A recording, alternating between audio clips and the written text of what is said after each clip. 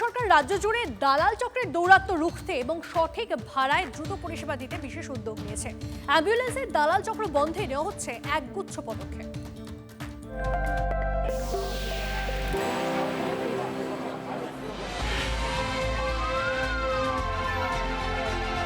জরুরি সময় ঝামেলা এড়াতে এবার জিপিএস প্রযুক্তির মাধ্যমে অনলাইনে বা অ্যাপের সাহায্যেই বুক করা যাবে অ্যাম্বুলেন্স, যা জরুরি চিকিৎসা সহায়তার ক্ষেত্রে বড় পদক্ষেপ। ওলা বা উবারের মতো রাইড শেয়ারিং অ্যাপের আদলেই এখন খুব সহজে আপনার স্মার্টফোনে জিপিএস ব্যবহার করে নিকটবর্তী অ্যাম্বুলেন্স খুঁজে নেওয়া এবং বুক করা সম্ভব। যেমন যাত্রী সাথী অ্যাপ, রাজ্য সরকারের নিজস্ব cab booking app.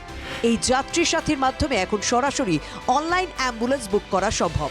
Kolkata, Bidhannagar ও আসানসোল, দুর্গাপুরের মতো এলাকায় এই পরিষেবা সফলভাবে চালু হয়েছে।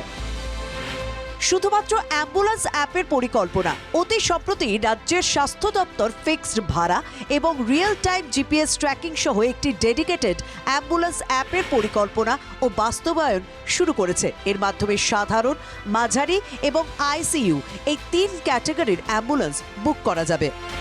মেডক্যাব, গো এইড বা মেডুলান্স এর মতো জনপ্রিয় অ্যাপের মাধ্যমে রাজ্যে 24x7 জিপিএস ট্র্যাকিং সহ অ্যাম্বুলেন্স বুক করা যাবে।